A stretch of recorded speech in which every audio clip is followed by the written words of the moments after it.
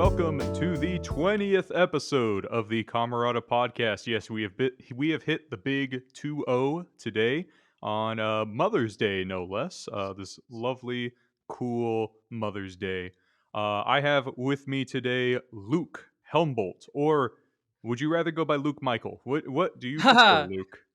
Hey guys, I'm Luke Humboldt. My stage name thingy is Lukas Michael, so that's also the name of the band. So we're all putting it under one giant umbrella. Ah, But yeah, so Lukas Michael is kind of the name of the project right now, I think. So yep.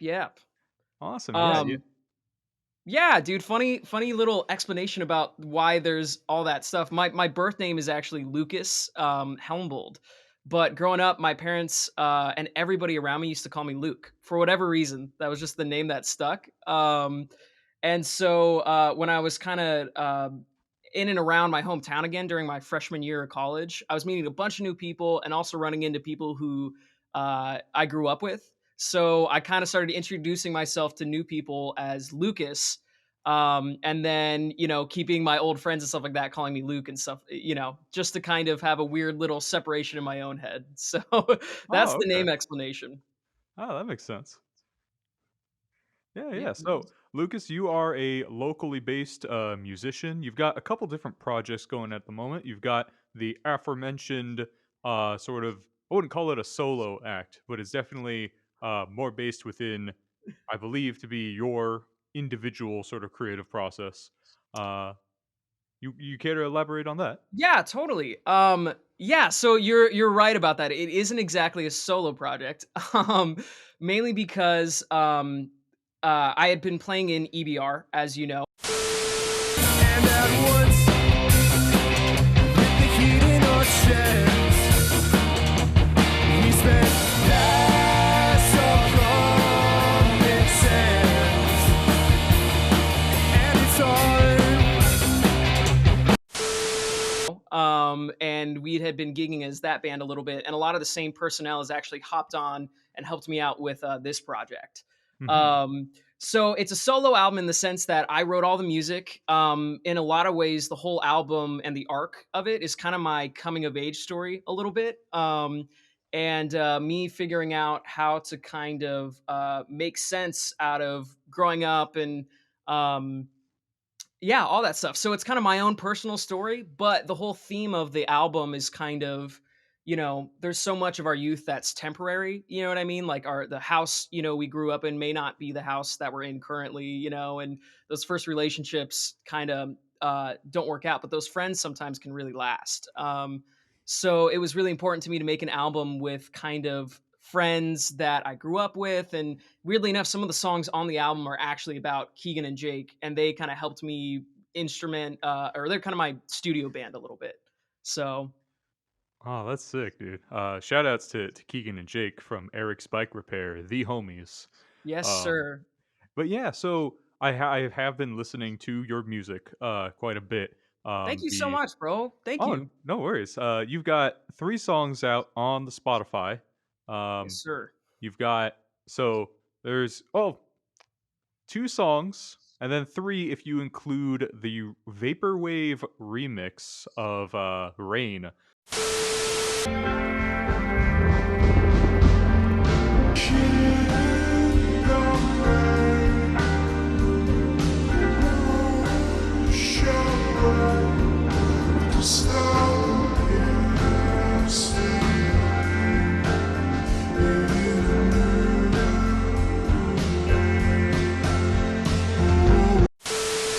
Which is honestly Yeah. one of my favorite things that I've heard from a local artist in a long time. It is just the chillest, most nostalgic tune.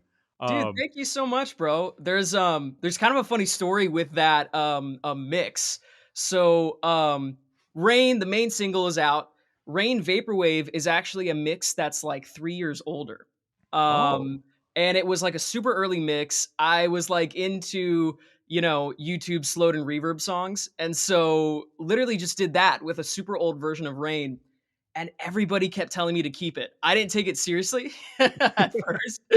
But everybody kept telling me to kind of put it out there and do some stuff with it. And so, yeah, I like that one as a single, but I wouldn't because it's a remix and all that stuff. But I'd say the two main ones out are "Parents" and "Rain" right now, with Mhm. and those are part of an upcoming album with about 11 songs on it.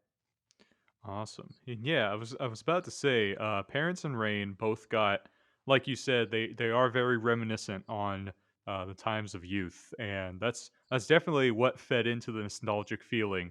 Not only that it had that kind of indie sound of music that I started listening to back in high school, early college. The subject matter of it, uh, Parents especially gets me just because Mm, it touches upon. Um, it just touches upon subject matter that I feel is pretty close to me now that I'm getting closer to moving out, being able mhm. to independently support myself.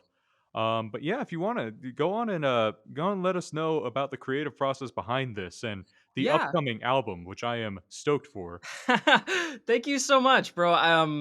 Yeah, so Parents is an interesting song. That one almost got cut from the album, weirdly enough. I almost Hmm. didn't put it out. Because it's a weirdly specific song in some ways, in that the parents in the song are kind of this figure that you're trying to attain to a little bit. Um and I wasn't sure how much of that was kind of coming through, or whether or not it potentially even read like a criticism of my parents. But I think at the end of the day, for me, that song is kind of like I mean, maybe you can share a little bit about kind of your experience with living at home, but for me, it's always that kind of like there's that fear in the back of your head that we're all afraid that this is a permanent situation. You know what I mean? And Hmm. there's always that kind of weird kind of pressure to make something of yourself a little bit and kind of live up to um, those standards and stuff. And so I think that song's just kind of about looking at those parents almost as like figures on a pedestal. You know what I mean? And kind of like, how did they do this? How are they still married after a super long time? How did they get the nice house? How did they do all this stuff that just seems so out of reach for me right now? Hmm. And so I think there was kind of that emotion a little bit, even during a lot of kind of my college experience and throughout the writing of the album. Um, but yeah, so I don't know if that fully answered your question or not. Oh no, no. I mean, well, I was just asking about how this song came about, so that answers it perfectly, honestly. But yeah, it's I regarding my own experience with it. Yeah, I've been living at home for the majority of my life.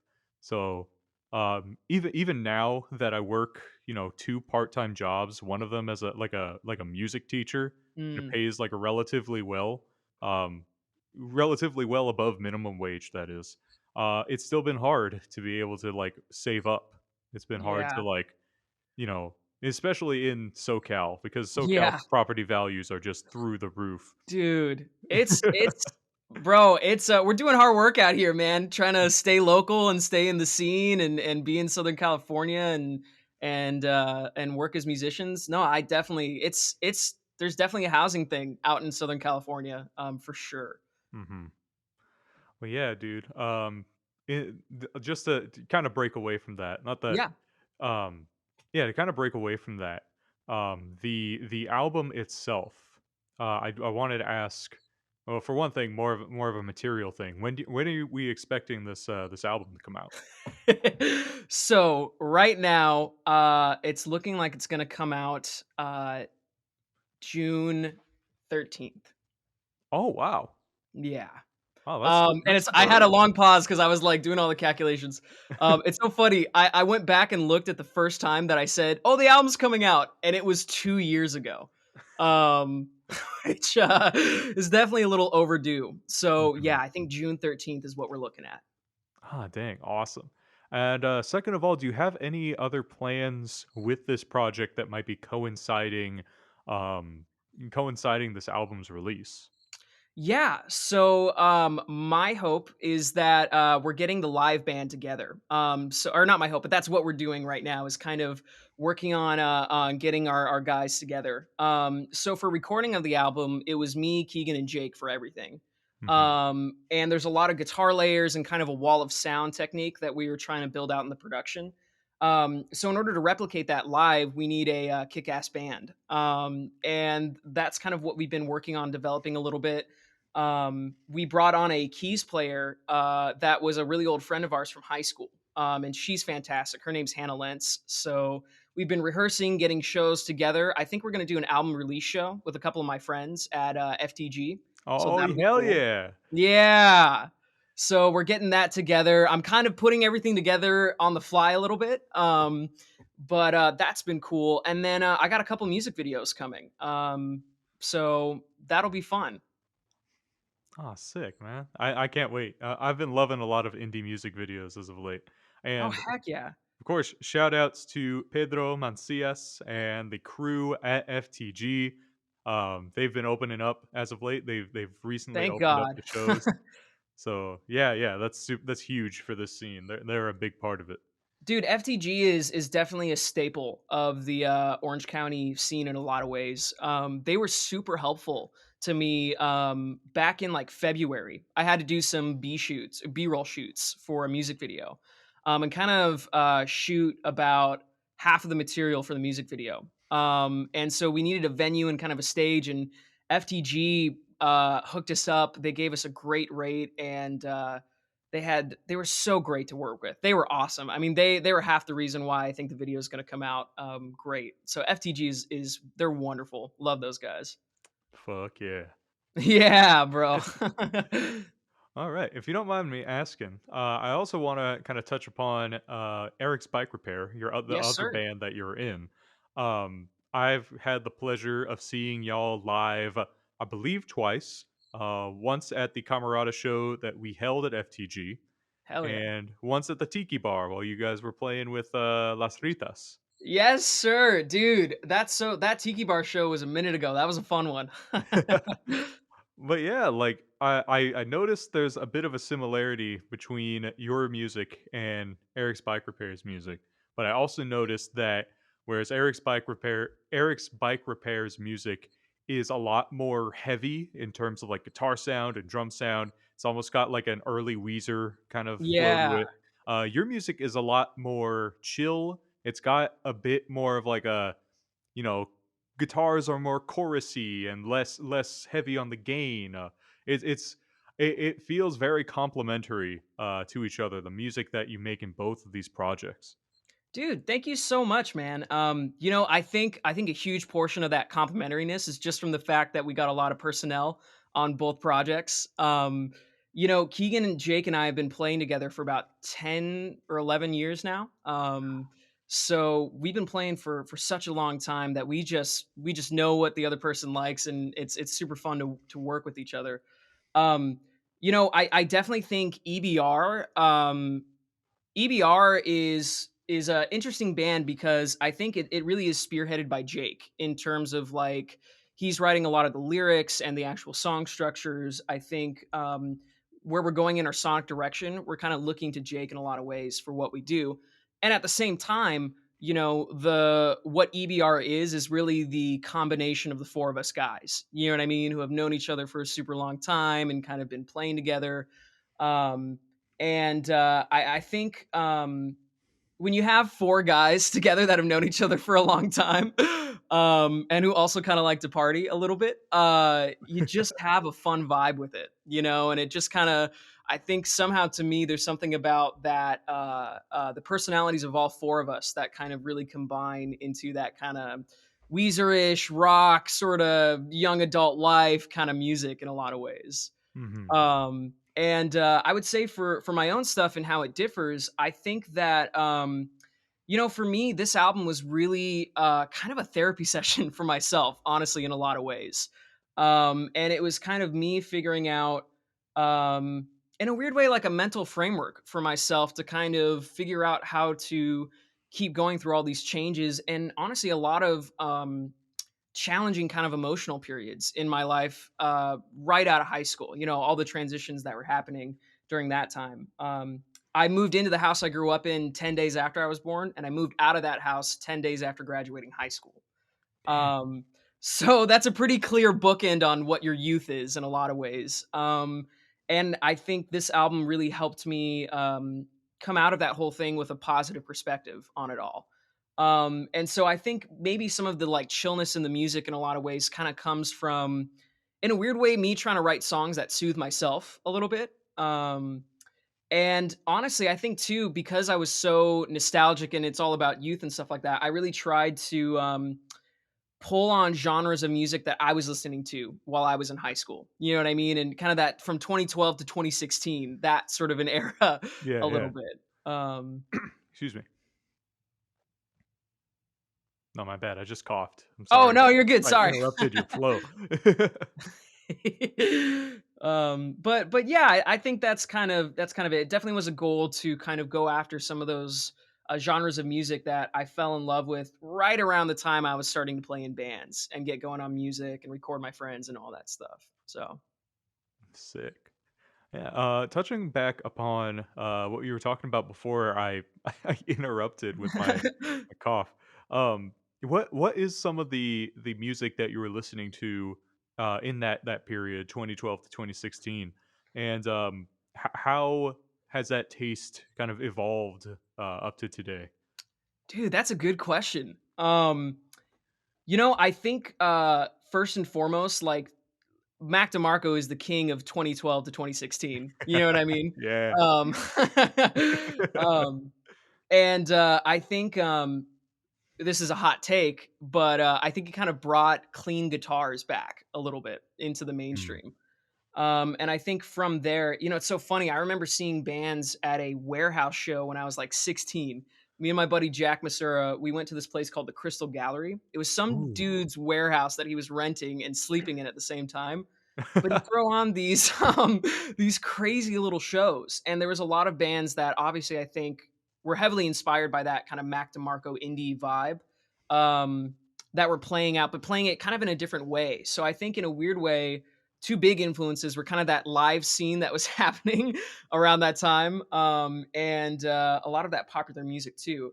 That being said, 2016 was a crazy summer for music because we had Blonde by Frank Ocean coming out, we had Coloring Book by Chance, and Hmm. those were huge records for that time. And like 1975 put out their record, Oh and yeah, yeah.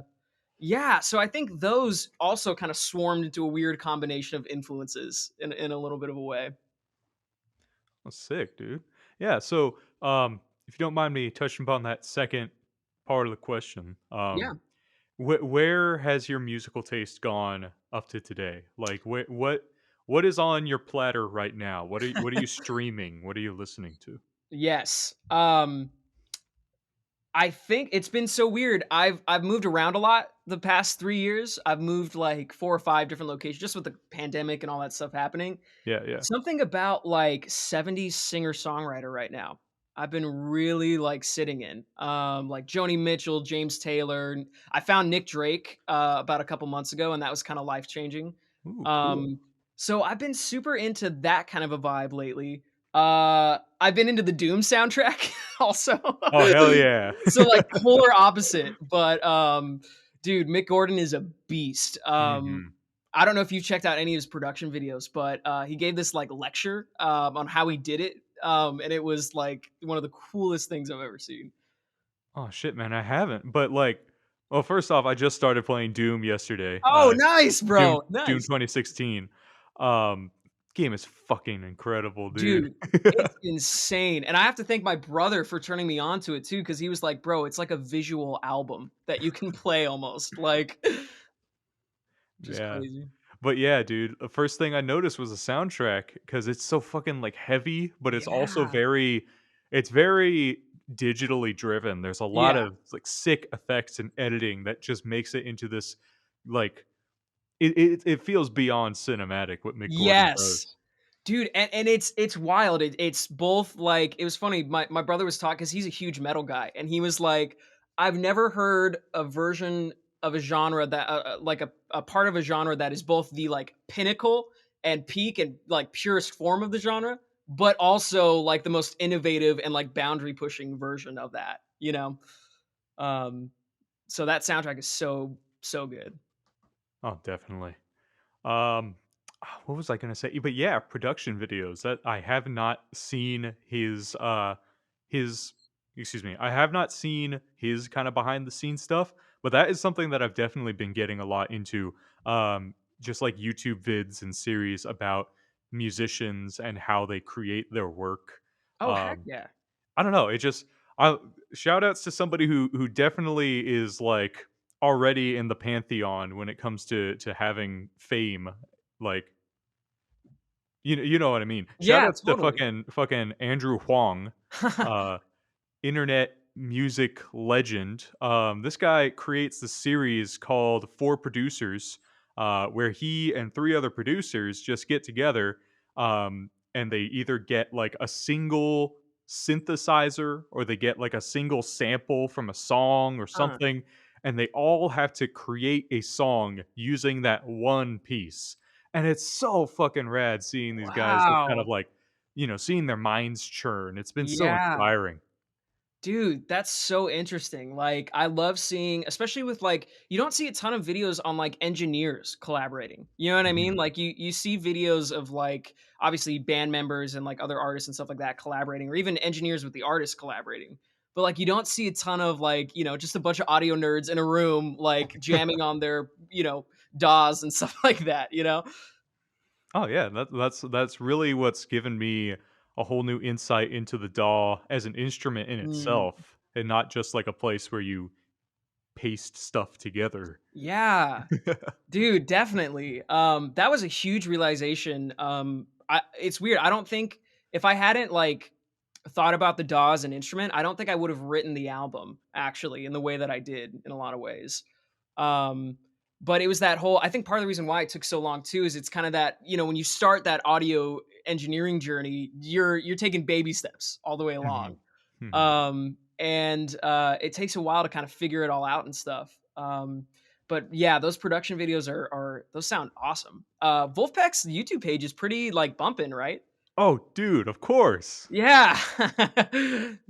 Fucking love Wolfpack. Like that's another one of those channels I could. It's just eye and ear candy. I could watch it for like Yeah. an hour straight. Dude, they do such a good job with their content. I don't even know how they do it, but they must just have a corporation going. I mean, that's kind of. I mean, I don't want to put it in such inorganic terms, but True. it's True. kind of what Wolf is now. It's a record label, Mm. and they work with so many different amazing artists. Nate Smith, amazing jazz drummer. Work with Corey Wong. Yeah. Work with I'm not sure if it was on Corey Wong's channel or on Wolfpack's channel, but there was this amazing video that one of them had featuring Tom Misch, who's another guitarist that I Okay. fucking adore. Dude, But yeah, what's that guy's name again? I'm gonna write that down because I haven't heard of him before. Tom Misch. Tom Niche. Oh, dude, if you're gonna look up his music, check out his album and his videos that he's recorded with Rocco Palladino, son of Okay. Pino Palladino, Oh, and shit. Okay. yeah, and Yusef Days on drums. Okay.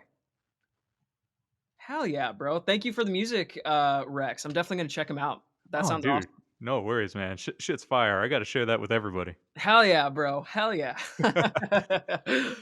All right. So speaking of inspiration, speaking of stuff that we've you kind of been digging as of late, I want to ask.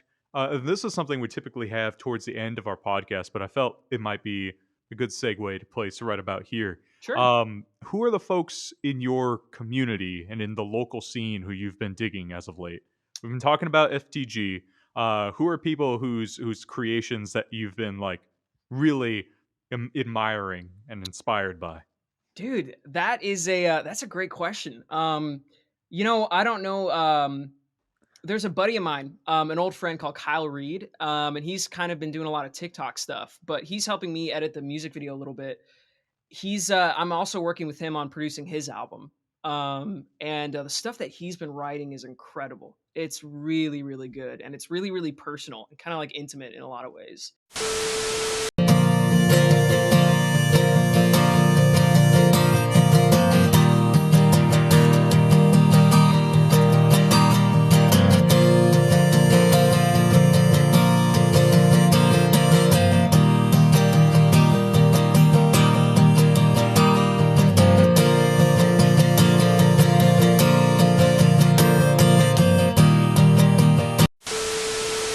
So I think that's just such a cool switch up from his normal kind of like crazy TikTok videos to go and do something that's like super um like intimate in a lot of ways. You know what I mean? In terms of what it's talking about and what he's kind of processing.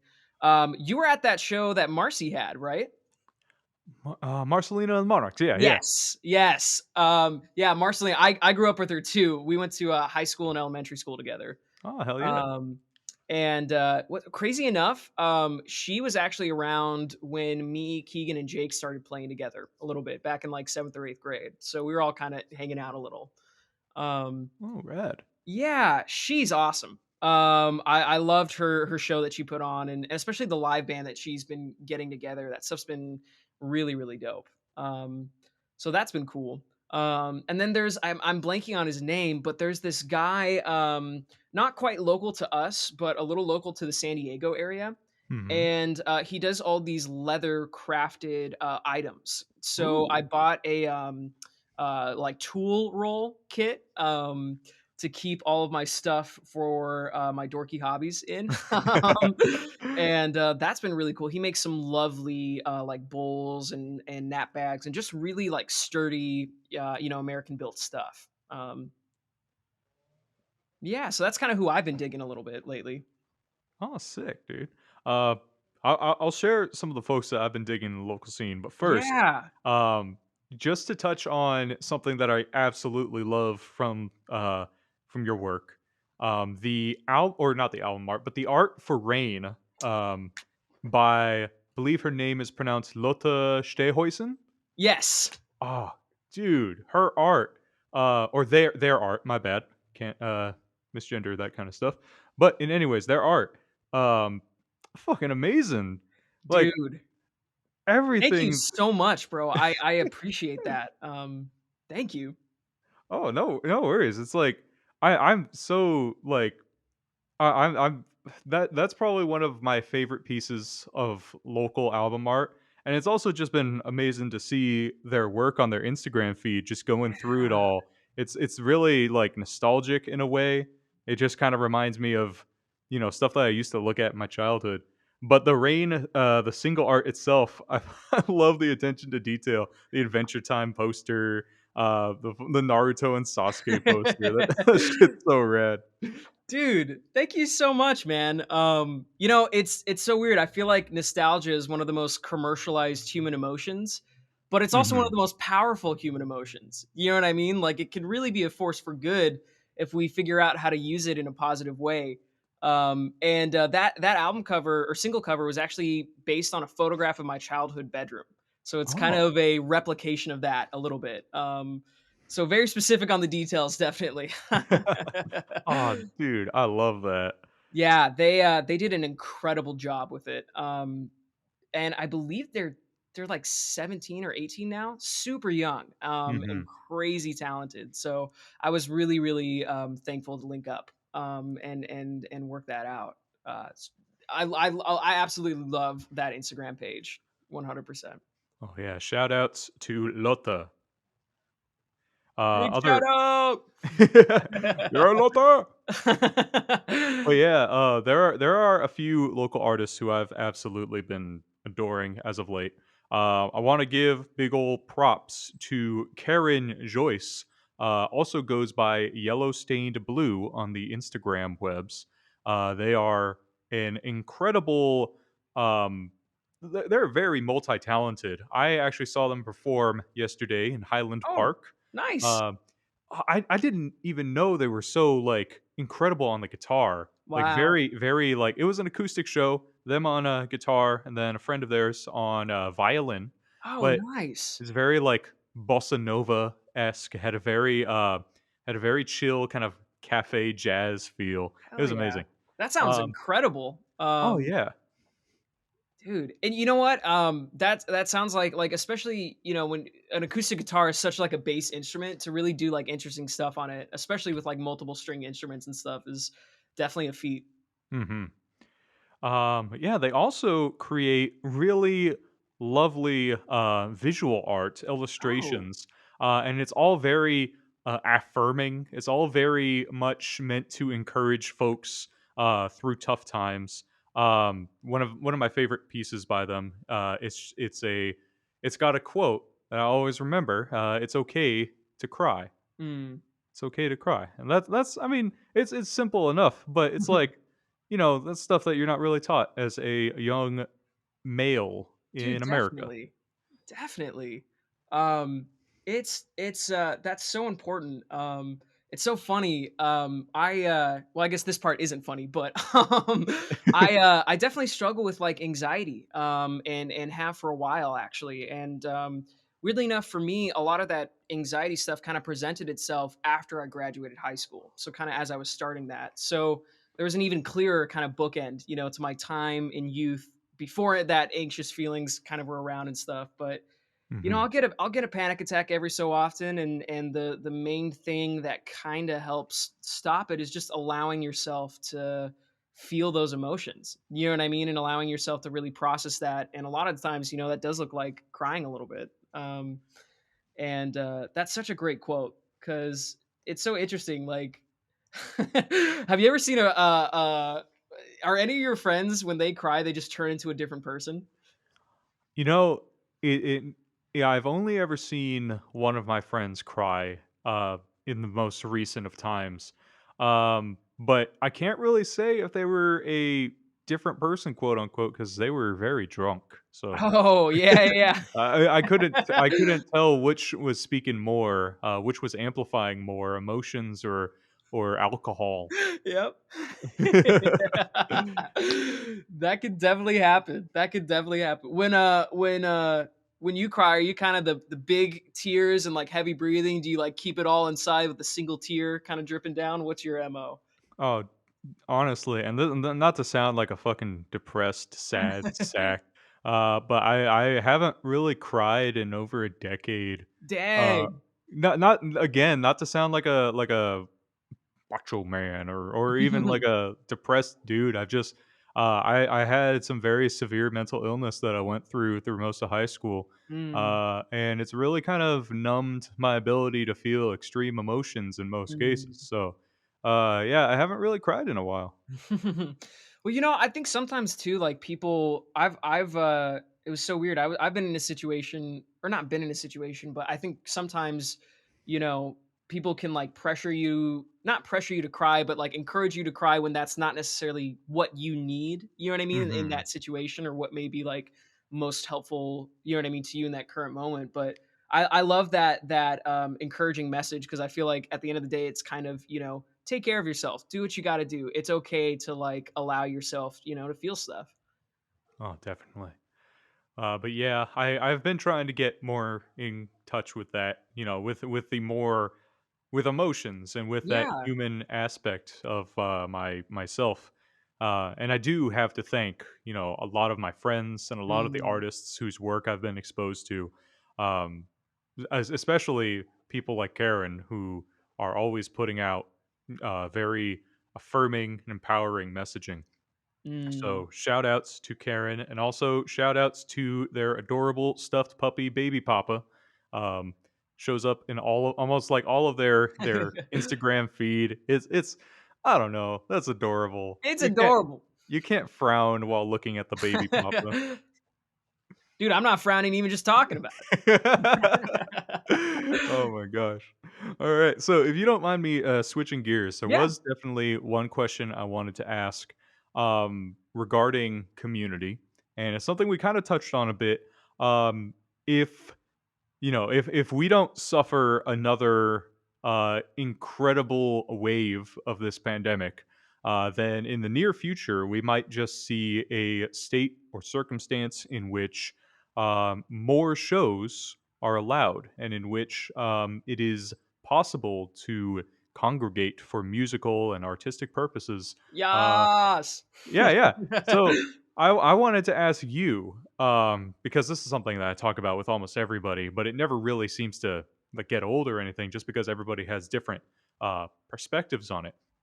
But I wanted to ask you, what are you expecting when when we're finally set free from the quarantine cage? You know, I I've been thinking about that a lot. I've it's funny when COVID first hit, it was so hard to know like, okay, is this thing going for the next 2 weeks, 3 months, 6 months, 2 years, rest of my life, sort of a thing. There was no real framework of kind of, so you couldn't even get your hopes up a little bit. You know what I mean?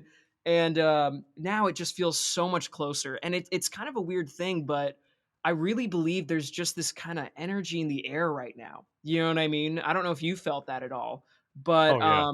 when I've been out in kind of creative spaces like Marcy's show, or I saw a stand up show out in L.A. I got to see Bill Burr, which was kind of fun. Oh hell yeah. Yeah, dude.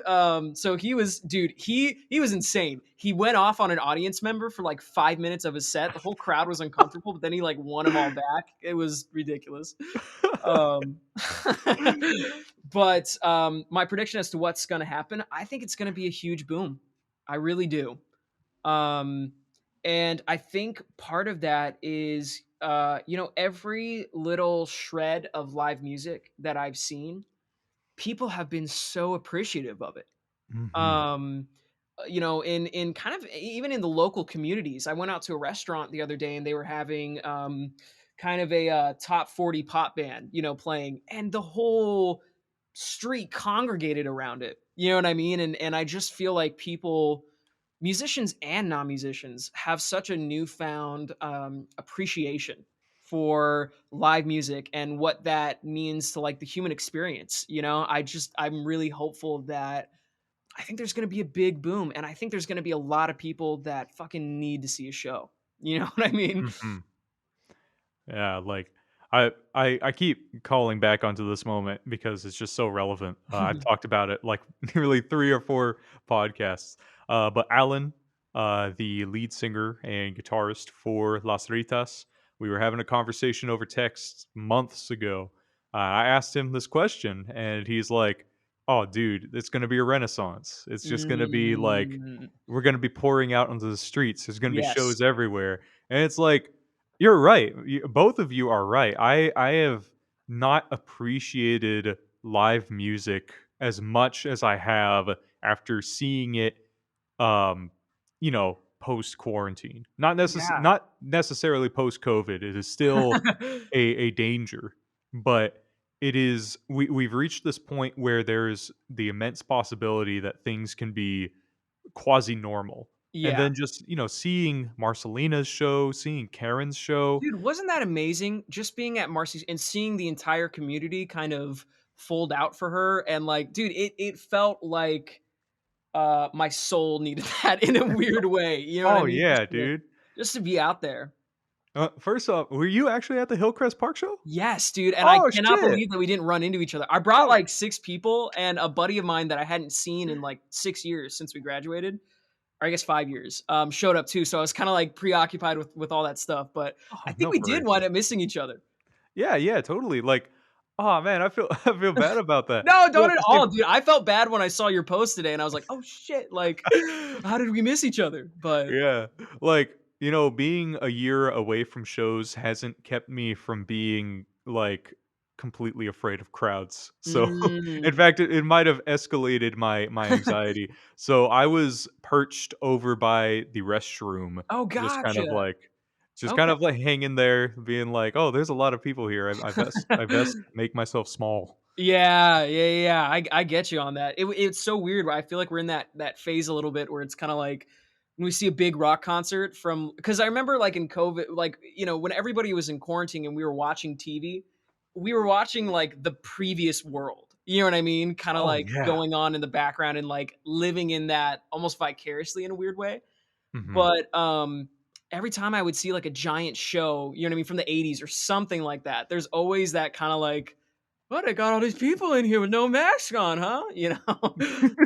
Yeah, like even because that's something I've been doing a lot recently, just watching shows on YouTube, and even shows from like 2016, 2017. I'm like, I have to take a moment to realize nobody's wearing a mask Yeah. and that everybody is completely safe in doing so. It's such a weird fucking Dude, feeling. yeah. And it's funny, I think about that too sometimes with Face ID, because like, you can never use Face ID with a mask on, right? Yeah. And every time I'm like, wow, this was designed in a world before this happened. Like, there's like it's gonna be a minute before I could just automatically, pay for something with my phone without having to put in a code or anything. On the flip side, though, it's gonna be a minute before, Apple can recognize where Yeah, you are. before they start putting in the eye tracking, so they know everything. Oh my god. Oh my god. Dude, it's crazy. I think Facebook just patented one of those eye tracking technology things for their Oh, stuff, and oh, dude, see, that's what I mean. Like, nostalgia is so easy to be like commercialized and weaponized against us. You know what I mean? Like, it takes our yeah. most precious memories and like uses them to get us to buy stuff. But if you can somehow, flip that into a positive force, I feel like it can be one of the most life-changing things out there. Like Mr. Rogers, not to bring that guy up, but he has this this little exercise that he does where he's like, remember all the people who loved you into being. Just take 10 minutes and think back on that. And to me, I'm like, okay, that is the nostalgia used in a positive way. You know what I mean? And like that's really where it can be helpful in a lot of ways. Sorry, I'm going Mhm. all over the place, but No, no, no, that's honestly, like, that's what this podcast is all about, and I appreciate you bringing that up because that's actually something, like, I don't know, that's something I'm gonna have to think about, just, like, thinking about the people who love me into being. yeah. That's very it's deep, and it's also very just comforting. Dude, it's a huge thing, and it's like that, those two things, deep and comforting. You know what I mean? Like that I feel like is is kind of the name of the game for nostalgia in a positive light. You know what I mean? Where it's helping you move forward instead of holding you back in a lot of ways. And um it's so funny.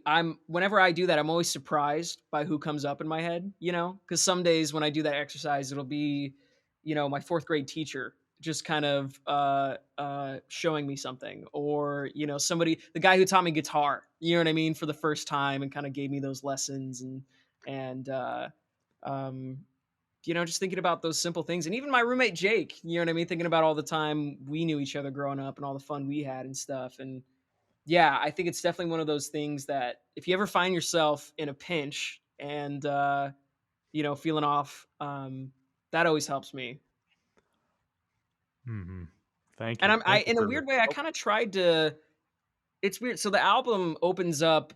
It's kind of a concept album, and it opens up with me walking into a therapist's office. Weirdly enough, and you actually hear the audio of that happening and me kind of talking with somebody as music's kind of coming in the background.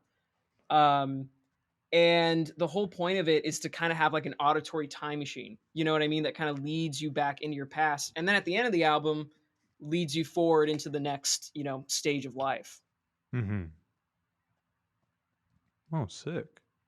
And hopefully that's not too big of a spoiler for the album, but, like No, no, I don't think so. I think there's a lot of detail in there. So it's weird. It's my hope is that people will really take it as an album. That they won't, because it's really designed to be one of those kind of dark side of the moon experiences. You know what I mean? Where Oh, you yeah, sit yeah. down, you get your joint or beer or whatever your vice is, and you just take a 45-minute break for a little bit.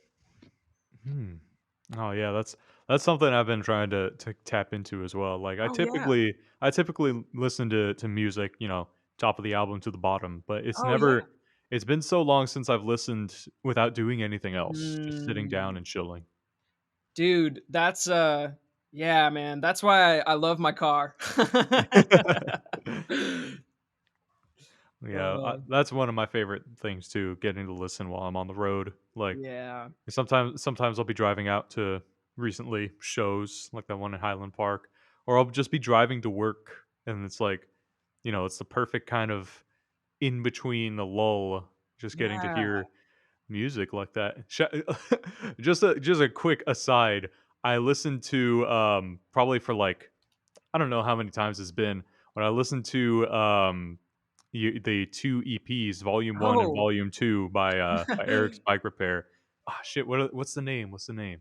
Um, Weekend Warriors part. Weekend Warriors. Yeah, there we go. Ah, it's so fun to listen to while driving, dude. Dude, It's thank you so much, bro. That means a ton. no, no, no worries. It's true. It's like it's one of the albums I go to now whenever I'm just like, Mm, "Oh, what do I wanna listen to?" It's like it just feels like such a it reminds me of high school and college, like, those days of, like, being very unsure, being mm, depressed at times, but also, like, just kind of being surrounded by specific people yeah. that have a very specific imprint on where my life would go at that point. I don't know. Mm. That's just what it reminds me of, but at the same time, it's also just a fucking rocking album. So it's really just sometimes I don't really even ponder on the lyrics. Sometimes I just like, oh, this is so fucking groovy.